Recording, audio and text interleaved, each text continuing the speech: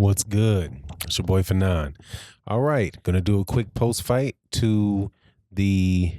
Actually, I might talk about all the fights tonight, but the one that just came up, obviously the big fight of the night was Robert Easter Jr. versus Mikey Garcia. Mikey Garcia, he went just like I thought it would go. Check out my video that I did earlier today with my final thoughts and prediction. Unanimous decision. I thought that Robert Easter was going to have a hard time staying disciplined and stay to his jabbing on the outside. I thought early on in the fight Robert Easter did very well, but eventually he got fatigued. Mikey Garcia got his timing down, and then Mikey Garcia won the fight. So pretty much went the way that I thought it would. But Robert Easter showed that he's a very solid fighter. Definitely a class act after the fight was done. And, so there you go.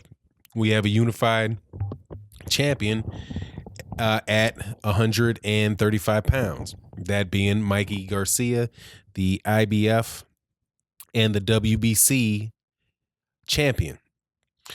But in looking at the fight, though, and I got to tell you, man, this Errol Spence Jr. thing, I don't want to see it. I really don't want to see it. I know that Mikey Garcia is talking about it, but, from what I can see of that fight, and I'm just looking at it, just from what I can see and giving Mikey Garcia all the credit in the world for being a very, very good fighter. But, man, he has a very serious chance of getting hurt against Errol Spence Jr. Because Errol Spence Jr., in this fight, Mikey Garcia, again, was the bigger man, the heavier man, as far, the stronger guy. And Mikey Garcia really couldn't hurt him. But this is the second, I think, the third fight in a row that is going the distance. Adrian Brawner, he's now going the distance with Adrian Brawner. He's going the distance with Sergey Lipinets. And now he's going the distance with Robert Easter Jr.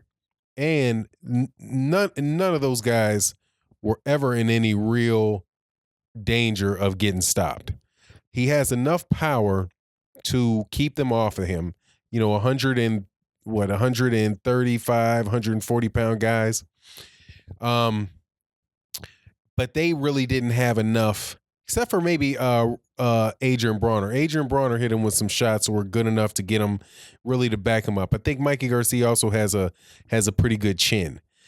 But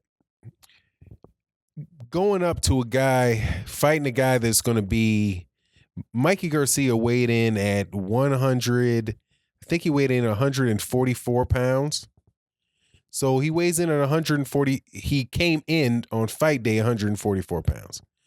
Errol Spence Jr. will probably be somewhere around 157 pounds. So you're looking at a 13, 14 pound weight advantage. You're looking at a southpaw. You're looking also at somebody that has an excellent jab. And that's the one thing that Robert Easter Jr. was able to land on Mikey Garcia consistently. That jab to the body, jab straight through the gloves, and pop Mikey Garcia's head back quite a bit.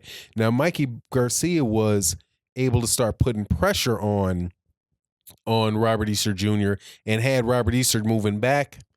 That's not the type of fight he's going to have to fight with Errol Spence Jr. Because Errol Spence Jr. will sit right down there and tear his body up, break his rib cage down, eventually break something on him. I think that Mikey Garcia is seriously underestimating the strength of Errol Spence Jr. And, it's just, honestly, man, it's not a fight that I'm very interested in to see. After this fight, even though, if that's the fight that gets made, then, I'll watch that fight. I'm not going to, not watch it. But I would much rather see Mikey Garcia if he's not going to fight Vasyl Lomachenko. If he's not going to fight Vasyl Lomachenko, and I'm going to tell you, man, I think he's going to I think he would have a hard time with Vasyl Lomachenko.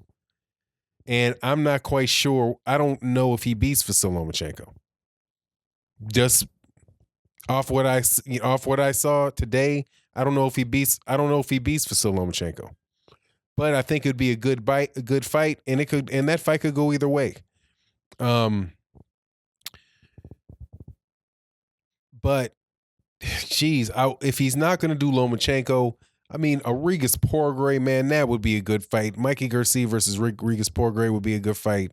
Mikey Garcia versus Josh Taylor would be a good fight.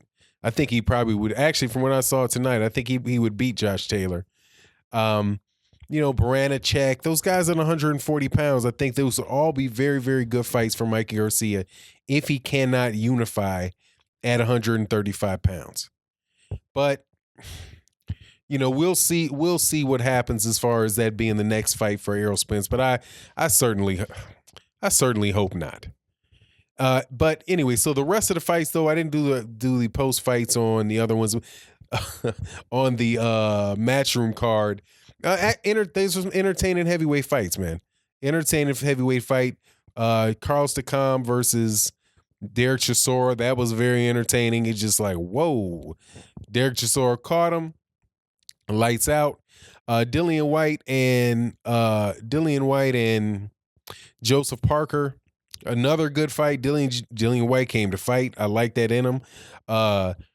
I'll tell you this, though. After watching Luis Ortiz, and I know Luis Ortiz was fighting a lower level heavyweight, a guy that I expected him to win. The one thing that I noticed about watching a card, these fighters in the on the PBC card and the fighters that fought on the Matchroom card, man, it's a higher skill level. There was a higher skill level throughout the card. I just don't know. For example, Nigel Benn. Nigel Benn's son, Connor Benn. Man, I forget the name. Barrios was forgive me, the guy the 140 pounder that fought right before Luis Ortiz fought. I think his name is Barrios. Man, he would beat the brakes off of Nigel Benn. It's like, does somebody needs to introduce Nigel Benn to a jab, and also let him know that he's a lefty. If he keeps moving, he's moving into the right. If he keeps moving right into the straight right.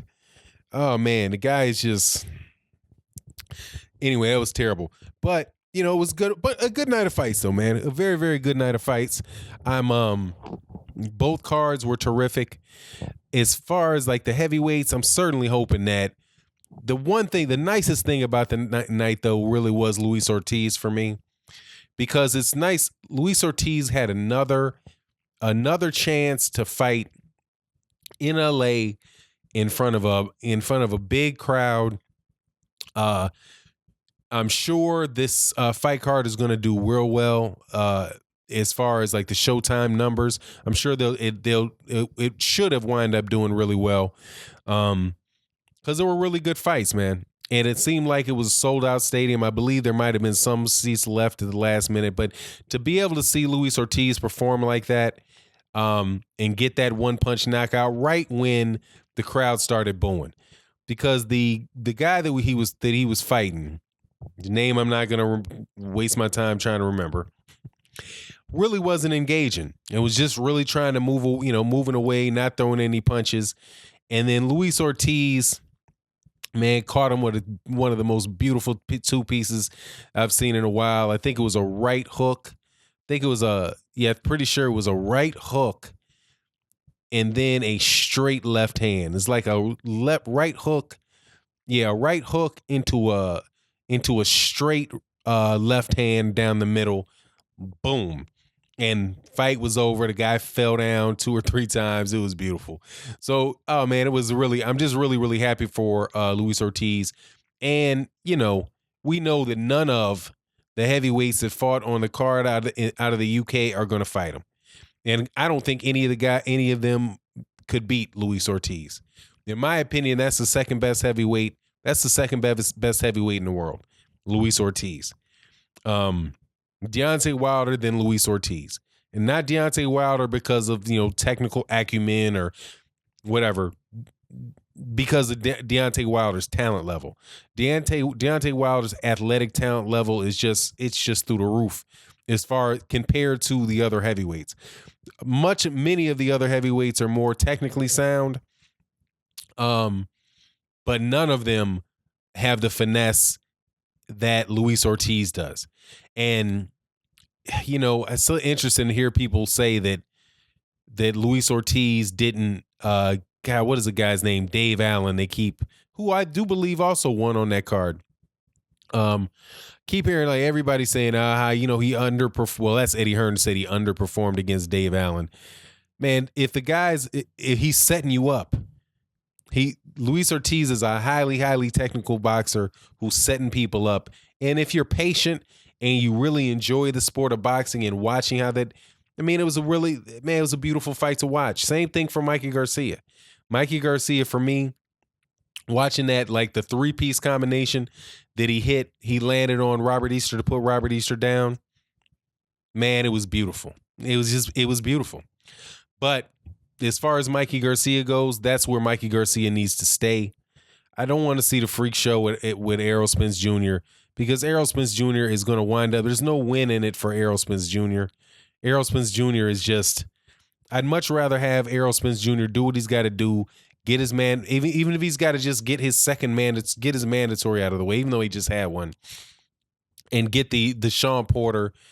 Get that fight out of the way, man, and let Mikey Garcia do something down there at 135. Hopefully, try to unify it or try to go through to 140. But anyway, that's just my thoughts. But we'll see what happens, man. We'll see if Mikey Garcia is really serious about that, or whether after getting hit, repeatedly by Robert Easter Jr.